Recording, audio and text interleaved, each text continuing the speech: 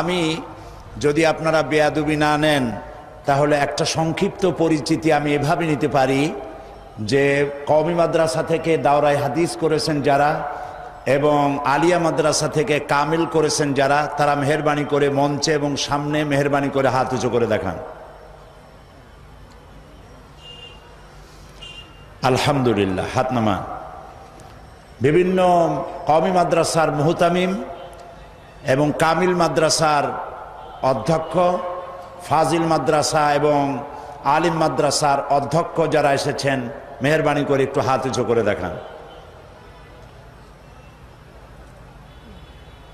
হাত নামান। তা আমরা দেখতে পেলাম যে আল্লাহর মেহেরবানি এই মাহফিলে অসংখ্য ওলামায়ে কেরামদেরকে আল্লাহ তাআলা হাজির করে দিয়েছেন। আলহামদুলিল্লাহ, অসংখ্য এই জন্য বলছি যেহেতু সংখ্যা আমরা গণনা করতে পারিনি। এই আলোচনায় আজকে যে আলোচনা হলো, ওলামায়ে কেরাম যা কিছু আলোচনা করেছেন প্রত্যেকেই অত্যন্ত গুরুত্বপূর্ণ বক্তব্য রেখেছেন। প্রত্যেকের বক্তব্য আমাদের কাছে হৃদয়গ্রাহী হয়েছে।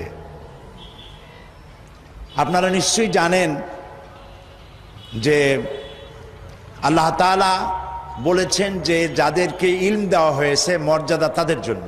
ওলামাদের মর্যাদা আল্লাহ তাআলা সব থেকে বেশি বৃদ্ধি করেছেন। নবী করিম সাল্লাল্লাহু আলাইহি ওয়াসাল্লাম বলেছেন, ফদলুল আলেমে আলাল আবেদে কাফদলি আলা আদনাকুম, আখরাজাহুল বুখারী। নবী করিম সাল্লাল্লাহু আলাইহি ওয়াসাল্লাম বলেছেন, সাধারণ মানুষের ওপরে ওলামাদের মর্যাদা সেই রকম গোটা উম্মতের ওপরে আমি নবীর মর্যাদা যেরকম। নবী করিম সাল্লাল্লাহু আলাইহি ওয়াসাল্লাম আরো বলেছেন, আকাশের মধ্যে তারকাপুঞ্জের মধ্যে, আকাশে তারকাপুঞ্জের মধ্যে পূর্ণিমার চাঁদের যে মর্যাদা, উম্মতের ভেতরে আমার আলেমদের সেই মর্যাদা। যে আল্লাহ তাআলা আমাদেরকে যারা আলিম, আমি নিজেকে কোনো বড় আলেম বা ছোট আলেম আমি নিজেকে মনে করি না, আমি নিজেকে তালিবে ইলম মনে করি। উহিব্বুস সালিহিনা ওয়া লাস্তু মিনহুম লাআল্লাহু ইয়ারযুকুনি সালাহা। আমি সালিহিনদের মধ্যে শামিল হতে পারি নাই, কিন্তু সালিহিনদেরকে ভালোবাসি, ওলামাদেরকে ভালোবাসি এবং আল্লাহর কাছে আশা করি কিয়ামতের জন্য সেই কাতারে এ অযোগ্য এ নগণ্য বান্দাকে আল্লাহ যেন সালেহিনদের মধ্যে শামিল করেন। ওলামাদেরকে আল্লাহ রাব্বুল আলামিন অনেক মর্যাদা দিয়েছেন, সেই মর্যাদা তারা অনুধাবন করতে পারেন না। হীনমন্যতার কারণে, পারিপার্শ্বিকতার কারণে, ছোটখাটো বিষয় নিয়ে ঝগড়াঝাটির কারণে। নইলে ইতিহাস সাক্ষী, সেই ব্রিটিশ খেদাও আন্দোলন থেকে শুরু করে 2001 সালের 1 অক্টোবরের নির্বাচন পর্যন্ত ওলামারা যেখানে ঐক্যবদ্ধ হয়েছে সেখানেই বিজয় এসেছে। আমরা লক্ষ্য করে দেখেছি, আফগানিস্তান যুদ্ধ করল রাশিয়ার সাথে। এটি একটি অসম যুদ্ধ ছিল। আমার ভাষা আমি তখন বলতাম যে যুদ্ধ হচ্ছে নবজাতক শিশুর সঙ্গে সিন্দাবাদের বিরাট দৈত্যের সাথে। ওদের মডার্ন অস্ত্রপাতি আর আফগান মুজাহিদদের কাছে হলো নূহ আলাইহিস সালামের জামানায় বন্যায় ভিজানো গাদা বন্দুক। এই দিয়ে তারা লড়লেন। সেই লড়াইয়ে দেখা গেল রাশিয়ার মতো বিশাল দৈত্য কুপকাত হয়ে গেল, আর আল্লাহ তাআলা আফগান মুজাহিদিনদেরকে জিতিয়ে দিলেন। কেন দিয়েছিলেন? কারণ যুদ্ধ যখন লাগলো তখন সবাই পালানো শুরু করলো। ওই দেশটা জঙ্গল আর পাহাড় দিয়ে ভরা, সব পাহাড়ে জঙ্গলে সব পালাতে শুরু করলো। পালায় গিয়ে দেখলো ওলামারা সব এক জায়গায় এসে গেছে। ওই সব ওলামা যারা একজন আর একজনকে দেখতে পারে না, দেখলেই রুমাল দিয়ে মুখ ঢাকে, সালাম দিলে জবাব দেয় না। ফতোয়া দিয়েছিল সে কাফের 5 কারণে, উনি কাফের 3 কারণে, আর উনি কাফের 17 কারণে। এদেরকে যারা কাফের না মনে করে তারাও কাফের। আর ওই সব কাফের মরে গেলে তাদের কবরের উপর যে ঘাস হয় সেই ঘাস যে গরুতে খায় সে গরুও কাফের। এই রকমের ফতোয়াবাজি যারা করছিল তারা পাহাড়ে জঙ্গলে সব একজনের সঙ্গে আর একজনের দেখা হয়ে গেল, সালাম করলো, কোলাকুলি করলো।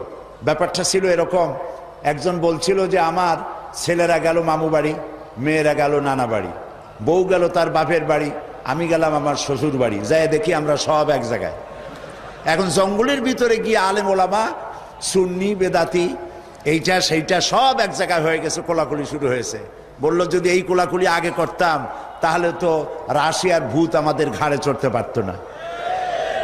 সুতরাং 9 বছর যুদ্ধ চলল। এই 9 বছরের অসম যুদ্ধে ওলামাদের ঐক্যের কারণেই আল্লাহ পাক আফগানের মুসলমানদেরকে ইসলামী রাষ্ট্র প্রতিষ্ঠার সুযোগ করে দিয়েছিলেন। আবার যে পতন ঘটল, তাও মুজাহিদ আলেমদের মধ্যে যখন তাফরিকার সৃষ্টি হলো, ইখতিলাফ তৈরি হলো, একে অপরকে সন্দেহ করলো, দেখতে পারলো না, ভালো লাগলো না, সালাম কালাম করলো না, আবার কপাল পুড়লো, আবার বুশ এসে এদের হুশ নষ্ট করে দিল। আফগান আবার চলে গেল আরেকজনের দখলে। ঠিক এমনি করে ইরানের মুসলমানেরা, তাদের সাথে আমাদের আকীদার অনেক বেশ কম আছে, কিন্তু তারা যখন ঐক্যবদ্ধ হলো, ইরানের ওলামারা, আয়াতুল্লাহরা যখন ঐক্যবদ্ধ হলেন, তখন আমেরিকার মতো বিরাট পরাশক্তিকে তারা পদানত করে ইসলামী রাষ্ট্র, তাদের ভাষায় তারা ইসলামী রাষ্ট্র প্রতিষ্ঠা করতে সক্ষম হয়েছে এবং আমেরিকাকে পদানত করেছে। এখানে আয়াতুল্লাহ খমিনীর একটি কথা আমার মনে পড়ে, কি সাহস তার! ইমান আকীদা যাই থাকুক, আকীদার প্রশ্নে আমরা আপোস করব না, কিন্তু এই কথাটা তো বলতেই পারি। যখন আমেরিকা তাকে বলেছিল যে আমার দূতাবাস থেকে যে 56 জনকে গ্রেফতার করা হয়েছে আমেরিকান, এদেরকে ছেড়ে দাও, তা না হলে তোমার খাদ্য রসদ আমেরিকা থেকে যত সাহায্য যায় সব বন্ধ করে দেওয়া হবে। আয়াতুল্লাহ খমিনী জবাব দিয়েছিলেন আমেরিকান প্রেসিডেন্টকে, তুমি কারে খাবারের ভয় দেখাও? যেই জাতির বছরে 1 মাস না খাইয়া থাকা ফরজ, সেই জাতি তোমার খাবারের অপেক্ষা করবে? তোমার মতো কাফেরদের খাবারের কোনো পরোয়া আমরা করি না। মুসলমানেরা যখন ঐক্যবদ্ধ হয়েছিলেন, আল্লাহ তাদেরকে বিজয় দান করেছিলেন সেখানে। ঠিক এমনি করে পাকিস্তানে যখন সর্বশ্রেণীর ওলামায়ে কেরাম মুত্তাহিদায়ে আমল, মজলিস মুত্তাহিদায়ে আমল এ নাম করে যখন একটি সংগঠন কায়েম করলো, সমস্ত ফিরকার মক্তবায়ে খেয়ালে সমস্ত আলেমরা যখন ঐক্যবদ্ধ হলো, পৃথিবীকে অবাক করে দিয়ে ইসলামী শক্তি সেখানে বিজয় লাভ করলো। ঠিক অনুরূপভাবে বাংলাদেশ বিগত সরকার এইখানে অত্যাচার করেছে আলেমদের উপরে, এবং সবচাইতে বেশি দুশ্মনী করেছে তারা আলেমদের সাথে। আলেমরা ছিল তাদের জীবনের দুশ্মন। যে কবি তার কবিতার মধ্যে লিখেছে, ফজরের নামাজ যখন, ফজরের আজান যখন শুনি, মনে হয় যেন বেশ্যা তার খরিদ্দার ডাকতেছে। নাউজুবিল্লাহ। এই যে কবি, যে মুশরিক, নাস্তিক, মুরতাদ কবি যখন এই কবিতা পড়লো, লিখলো, তদানীন্তন প্রধানমন্ত্রী তাকে ডেকে নিয়ে জাতীয় প্রধান কবি হিসাবে তাকে পুরস্কৃত করলো। আর যে লোকটি হাদিস পড়ালো, 50 বছর ধরে হাদিসের ছাত্র বানালো দেশ জুড়ে, সেই শাইখুল হাদিসকে গ্রেফতার করে চোর আর ডাকাতদের মধ্যে রেখে দিল। বিনা কারণে 252টি মাদ্রাসা তারা বন্ধ করে দিল। এগুলি কি বানায় বললাম? এই মঞ্চে বসে আমি বলেছিলাম তাদের আমলে, নিশ্চয়ই আপনাদের মনে থাকার কথা, গারাঙ্গিয়া মাদ্রাসারে ভুয়া মাদ্রাসা বানাইছিল তারা। আমি বলেছিলাম গারাঙ্গিয়া মাদ্রাসা যদি ভুয়া হয় তাহলে তুমি সরকার, তুমিও ভুয়া সরকার। 252টি মাদ্রাসা বন্ধ করে দিল। এবং 1 জানুয়ারি তাদের বিদায়ের বছর, 1 জানুয়ারি থেকে নিয়ে 30 জুন পর্যন্ত পাবলিক সিকিউরিটি অ্যাক্ট, জননিরাপত্তা আইনে মাদ্রাসার ছাত্র এবং শিক্ষক আর আলেম ওলামাদের 26,000 আলেমদেরকে গ্রেফতার করে কারারুদ্ধ করে তাদের উপরে নির্যাতন করেছিল। আলেম হলো তাদের দুশ্মন, আলেমদের নাম সহ্য করতে পারে না। আর নাস্তিক, মুরতাদ যারা, বুদ্ধিজীবী নামের মুরতাদ যারা, এরা তাদের কলিজার টুকরা মাথার উপর উঠায় রাখে। আর আলেম সহ্য হয় না, মাদ্রাসা সহ্য হয় না। সমস্ত কওমি মাদ্রাসাগুলি হরকতুল জিহাদ বানাবার, বোমা বানাবার আড্ডাখানা বলে তারা বলেছিল, প্রচার করেছিল। বাইতুল মোকাররমের মসজিদের ভিতরে ঢুকে মুসল্লিদেরকে পিটাইয়া মসজিদে মুসল্লিদের রক্ত দিয়ে লাল করে দিয়েছিল মসজিদকে। এগুলি বানানো কথা? এই সব অত্যাচারে অত্যাচারিত হলো দেশের জনতা, বিশেষ করে আলেম ওলামা। আমাদের মাথায় যে টুপি, এই টুপিটা কার? ফুরফুরা পীর সাহেবের টুপি? সরসিনার টুপি? জামাত ইসলামের টুপি? কার টুপি? নবী করিম সাল্লাল্লাহু আলাইহি সাল্লামের দেওয়া উপহার মুসলমান পুরুষদের জন্য টুপি, সেই টুপিকে কুত্তার মাথায় পরিয়ে পোস্টার ছেপে শহরে বন্দরে সর্বত্র তারা ছড়িয়েছিল। সেই যন্ত্রণা সহ্য করতে না পেরে দেশের সমস্ত ওলামায়ে কেরাম ঝুঁকি নিলেন, জীবনের ঝুঁকি নিলেন। চাকরি চলে যায় যাক, ঈমান যেতে দেব না। ঐক্যবদ্ধ হয়ে গেল সারা বাংলাদেশের আলেম ওলামা, পীর বুজুর্গ, এবং ঐক্যবদ্ধ হয়ে তারা আন্দোলন শুরু করলো।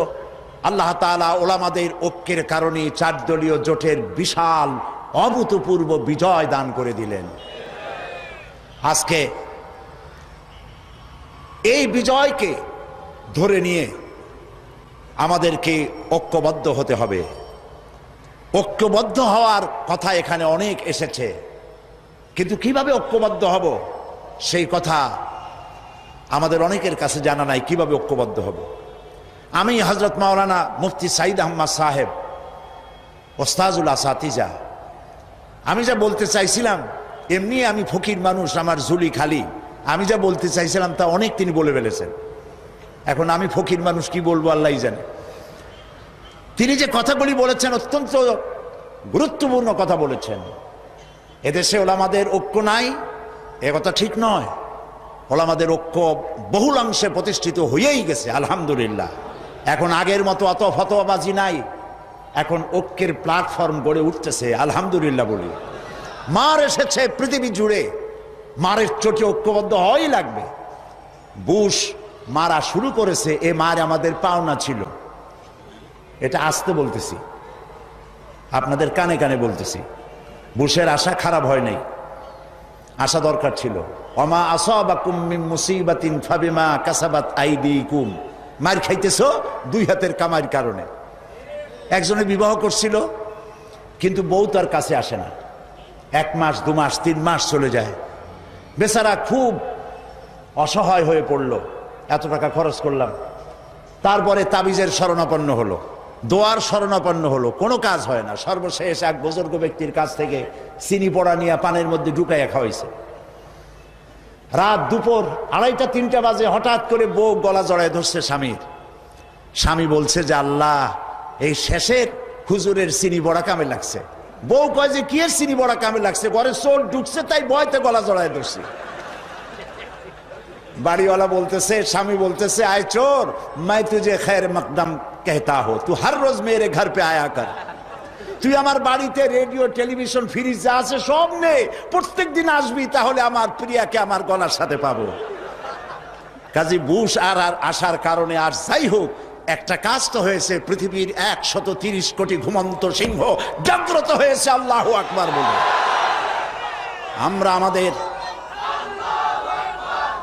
আমরা আমাদের শত্রুকে চিনেছি। শত্রু চিনতে পারেন নাই? আমরা আমাদের শত্রুকে চিনেছি। ঐক্যবদ্ধ হতে হবে আজ। ঐক্যবদ্ধ হতে পারলেই আমরা আল্লাহ তাআলার সাহায্য পাব।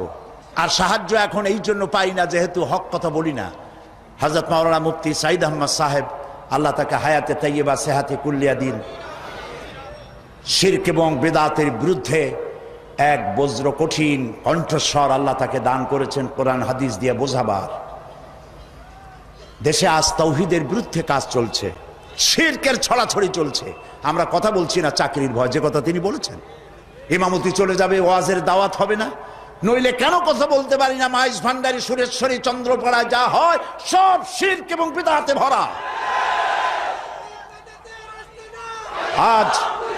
আজ বলা হচ্ছে দিন দুনিয়ার মালিক বাবা ভান্ডারী, নাউযুবিল্লাহি মিন যালিক। এই কথা যারা বলে আর যারা এই কথা বিশ্বাস করে 100% সলিড মুশরিক। শিরকের মধ্যে ডুবে গিয়েছে গোটা জাতি। আপনারা কেন কথা বলছেন না? মসজিদে কথা বলুন, চাকরি চলে যাক। ময়দানে কথা বলুন, চাকরি চলে যাক।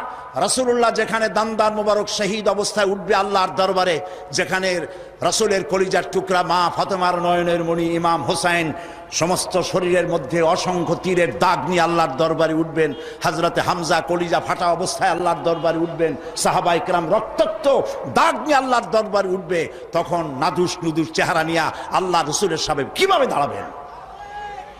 প্রয়োজন হলে জেলে যান, প্রয়োজন হলে মার খান, এই মাজারের বিরুদ্ধে কথা বলুন, এই সব ভণ্ড অলিদের বিরুদ্ধে কথা বলুন। বাইরের দেশ থেকে সাজাইয়া মূর্খ এক লোককে এনে নাহনুমায় শরিয়াত বানানো হয়েছে এই দেশে। লেখা জানে না, পড়া জানে না, ইলেম নাই, কালাম নাই, তার নিজের দেশের কেউ তাকে চেনে না। মানুষদেরকে ধোঁকা দেওয়ার সুযোগ আর নাই। থামেন, সোজা দেওয়া, ধোঁকা দেওয়া বন্ধ করে দিতে হবে। আজ পীর পূজা, মাজার পূজায় গোটা দেশ শিরকের মধ্যে মুবতালা হয়ে যাচ্ছে। কথা বলতে হবে, জীবনকে বাজি রাখুন, কথা বলুন। আল্লাহর ওলিরা আসছিলেন, যে জিনিস যত ভালো তার নকল বেরোয় তত তাড়াতাড়ি। পীর মুরিদি খারাপ জিনিস ছিল না। হযরত খাজা মঈনুদ্দিন চিশতি রহমতুল্লাহ আলাইহ একদিকে পীর মুরিদি করেছেন, আর একদিকে পৃথ্বীরাজের বিরুদ্ধে তিনি লড়াই করেছেন এবং সেই যুদ্ধ করে গোয়ালিয়ার, পান্ডুয়া এবং আজমিরে মুসলিম রাজত্বের সূত্রপাত করেছেন, যা মোহাম্মদ ঘুরির মতো বাদশার পক্ষে সম্ভব হয় নাই। মুজাদ্দাদিয়া তরিকার পীর হযরত মুজাদ্দিদ আল ফিসানি রহমতুল্লাহ আলাইহে সম্রাট আকবর এবং জাহাঙ্গীরের বিরুদ্ধে লড়াই করে তিনি কারাবরণ করেছেন। শাহজালাল রহমতুল্লাহ আলাই গৌর গোবিন্দের বিরুদ্ধে লড়াই করেছেন। হযরতে খান জাহান আলী রহমতুল্লাহ আলাইহে লড়াই করেছেন। এখনো ফিলখানা আছে বাগেরহাটে, বলা হয় পিলখানা, আসলে নাম হলো ফিলখানা। হাতির যুদ্ধ হয়েছিল সেখানে। তারা শুধু হাত পাতা এরকম নেন নাই, এরকম করে মানুষকে দিয়েছেন। তারা বিরাট বিরাট পুকুর খনন করেছেন, মানুষের পানির ব্যবস্থা করেছেন, সুপেয় পানির ব্যবস্থা করেছেন, মসজিদ গড়েছেন। যারা আজকে বিভিন্ন জায়গায় ওরসের দাবি করেন, হিন্দু মুসলমান পাইকারি দরে গিয়ে গাঁজা খায়, মদ খায় এবং মাজারে গিয়ে সেজদা দেয়। নাউজুবিল্লাহ, নাউজুবিল্লাহ। মাজারে কি চান? মুসলমানদের সাথে মাজারের কিসের সম্পর্ক? মুসলমানদের সম্পর্ক হবে মসজিদের সাথে। আর আল্লাহর ওলিদেরকে আমরা সম্মান করি। ওলি হচ্ছেন তারা যারা নাকি কথা বলতে গিয়ে জেল খাটেন, জরিমানা দেন, শুধু পকেট ভর্তি করে টাকা নেন না, কথা বলতে গিয়ে জেল জরিমার মুখোমুখি হন, ফাঁসির মঞ্চে গিয়ে দাঁড়ান, তারাই হচ্ছেন সত্যিকারের ওলিউল্লাহ। আর যারা পয়সা করি কামাই করেন, হক কথা বলেন না, হক কথা গোপন রাখেন, শুধু কদম বুসিয়ার মানুষের টাকা নিয়ে তৃপ্ত হন, তারা ওলিউল্লাহ নয়, আদুবুল্লাহ। গোটা জাতিকে কথা আজ বলতে হবে। আমাকে লোকেরা বলে, মাঝে মধ্যে বলে যে উনি পীরের বিরুদ্ধে কথা বলে। না, আমি ওই সব ব্যবসায়ী পীরের বিরুদ্ধে কথা বলি যারা মানুষের ইমানকে হরণ করে। আমি ফুরফুরা সরসিনার বিরুদ্ধে কখনো কথা বলিনি, যেহেতু তারা শিরক এবং বেদাতের বিরুদ্ধে। এই পীর সাহেব আমার পাশে বসে আছেন, ওনার দাদা, ওনার বাবা আমার বাপ চাচার পীর। আমার চাচা ফুরফুরার হযরত মুজাদ্দিদে জামান হযরত আবু বকর সিদ্দিকী রহমতুল্লাহ আলাইহির খলিফা ছিলেন। আমার আব্বা এবং আমার চাচার বহুত মুরিদ আছে আমাদের এলাকায়। উনি নিজে পত্রিকায় দিয়েছেন, আমার নামে কেবলা ব্যবহার করা যাবে না। কেবলা তো একটাই, সেটা কাবা শরীফ। আল্লাহু, কোন পীরের শিখানো আল্লাহু আল্লাহু জিকির করার চাইতে রাসূলুল্লাহর শিখানো সুবহানাল্লাহ, আলহামদুলিল্লাহ, আল্লাহু আকবার, এই জিকির বেশি করে করা উচিত। সুতরাং আমি পীর বিরোধী নই। যারা হক্কানি আমি তাদের পক্ষে, আর যারা ব্যবসা করেন আমি তাদের বিপক্ষে। সুতরাং আপনাদেরকে শিরক এবং বেদাতের বিরুদ্ধে কথা বলতে হবে। গেরা শরীফ এটা কি? ইয়া আব্দুল কাদের জিলানী সাইয়ান লিল্লাহ, নাউজুবিল্লাহি মিন যালিক, এই সমস্ত পড়া হচ্ছে। হযরত আব্দুল কাদের জিলানী রহমতুল্লাহ আলাইহির নামে দরুদ বানানো হয়েছে। এই মঞ্চে আমি বলেছিলাম, আজকে যদি বড় পীর সাহেব কুতুবে রব্বানি মাহবুবে সুবহানি শেখ মহিউদ্দিন আব্দুল কাদের জিলানী রহমতুল্লাহ আলাইহি বেঁচে থাকতেন, এই গেরা শরীফ যারা করে জুতা দিয়া মুখের উপরে তিনি পিটাতেন। সুতরাং বেদাতকে ছেড়ে দিতে হবে, বেদাতের বিরুদ্ধে বজ্রকণ্ঠ হয়ে জীবন দিয়ে কথা বলতে হবে। তাওহীদের পক্ষে কথা বলুন, শিরকের বিরুদ্ধে আর বেদাতের বিরুদ্ধে কথা বলুন। সেই সাথে আমি 5টি কথা বলতে চাই যা আপনারা করবেন। আপনারা জানেন, জানা কথাগুলি স্মরণ করিয়ে দিই। তাওহীদ প্রতিষ্ঠার পক্ষে কথা বলুন, শিরকের বিরুদ্ধে বেদাতের বিরুদ্ধে কথা বলুন, এবং নারীর অধিকারের কথা বলুন। কারণ আজকে বলা হয় ইসলাম নারীকে পর্দার মধ্যে ঢুকাইয়া তাদেরকে অধিকার থেকে বঞ্চিত করেছে। না, পৃথিবীতে ইসলাম নারীকে যে অধিকার দিয়েছে, এই অধিকার পৃথিবীতে কেউ দিতে পারে নাই। পাশ্চাত্য নারীকে পুরুষ বানাইয়া নারীর অধিকার দিয়েছে, আর ইসলাম নারীকে নারীর মর্যাদায় রেখে পুরুষের সমান অধিকার দিয়েছে। আমি সে কথা আগামীকাল রাত্রে বলবো এখানে ইনশাআল্লাহ। সুতরাং নারীর অধিকারের কথা বলুন, অমুসলিম নাগরিকদের অধিকারের কথা বলুন। ইসলাম যে অমুসলিম নাগরিকদের ব্যাপারে কথা বলেছে, সাম্প্রদায়িক সম্প্রীতির কথা বলেছে, সে কথাগুলিও আপনারা বলুন। এবং নিজের জ্ঞানকে, এইসব কথা বলার জন্য নিজের জ্ঞানকে শানিত করতে হবে, নিজের জ্ঞানকে সমৃদ্ধ করতে হবে। কিতাবুত তাওহীদ পড়ুন, আকীদাতুত তাহাবিয়া পড়ুন, নিজে আকীদা কেমন হওয়া উচিত রাসূলের প্রতি, সাহাবায়ে কেরামদের প্রতি এবং আল্লাহর ওয়াহদানিয়তের প্রতি, তার জাতের প্রতি আকীদা কেমন হওয়া উচিত, এসব কিতাবপত্র, হাদিস, কোরআন বেশি করে পড়ে মানুষের কাছে এই কথাগুলি আমরা যত বেশি বলতে পারবো ততই আমাদের জন্য কল্যাণ হবে। হযরত উলামায়ে কেরাম, যেহেতু নামাজের ওয়াক্ত সামনে, আমি আর কথা বলতে চাই না, যেহেতু আরও দুজন মুরব্বী, আমাদের মুরব্বী, তারা সহি রাহনুমাই করেন জাতির, তারা কথা বলবেন। আমার বক্তব্য এখানে শেষ করছি এই কথা বলে, আসুন আমরা ঐক্যবদ্ধ হই, আসুন আমরা ঐক্যবদ্ধ হই। কেউ ঐক্যবদ্ধ হইলাম না, এটার কোনো দাম নাই। ঐক্যবদ্ধ হওয়ার জন্য আসুন তাওহীদের উপর ঐক্যবদ্ধ হই, খাতমে নবুয়তের আকীদার উপর ঐক্যবদ্ধ হই, শিরক এবং বেদাতের বিরুদ্ধে কথা বলি, একই সুরে বলি, একসাথে বলি, জীবনকে বাজি রেখে বলি। আল্লাহ তাআলা এই তৌফিক আমাদেরকে দান করুন। হাদা মা ইনদি ওয়াল ইলমু ইনদাল্লাহ আলাইহি তাওয়াক্কালতু ইলাইহি উনীব। ওয়াসসালামু আলাইকুম ওয়া রাহমাতুল্লাহি তাআলা ওয়া